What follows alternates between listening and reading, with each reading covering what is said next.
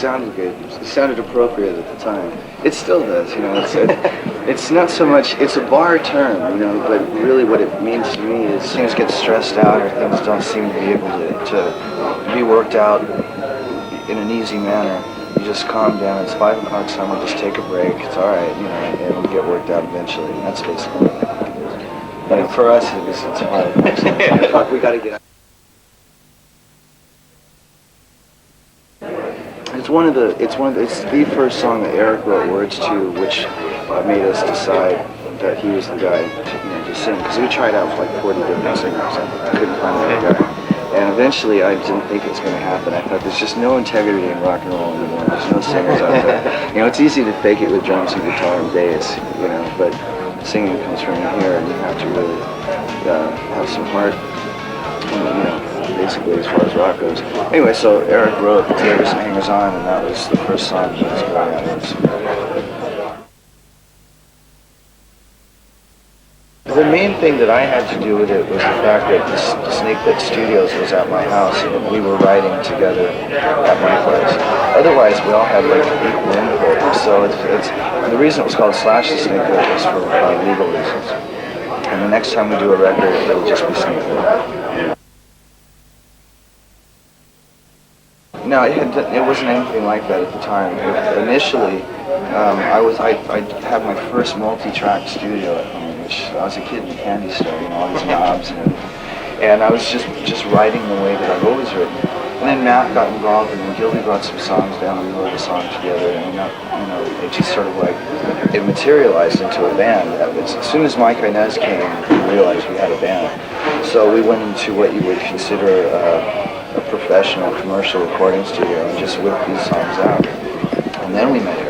And he had to adhere to already written material. He had to, in other words, the arrangements were already done. So it was very what you call spontaneous. I don't think any of us really knew exactly what we were doing. Well, I mean, it was a worthwhile concept. I didn't really particularly want to redo a song that didn't need to be redone.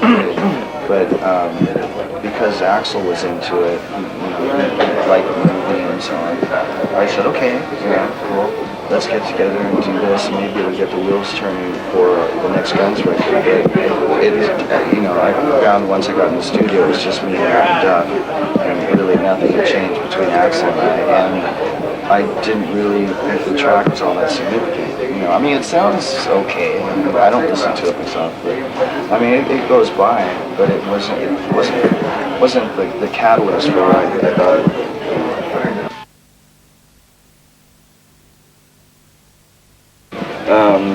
Not a good experience. I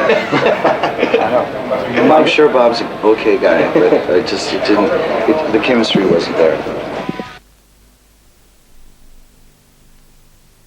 Michael's okay. That's a different kind of situation as well. But Michael lets me do whatever I want when I come into play. So, I mean, I see him for a couple minutes, and I go, is that cool? You like that? Really?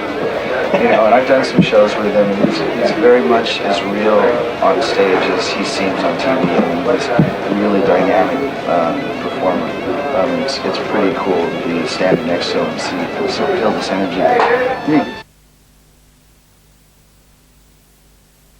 Kurt Cobain.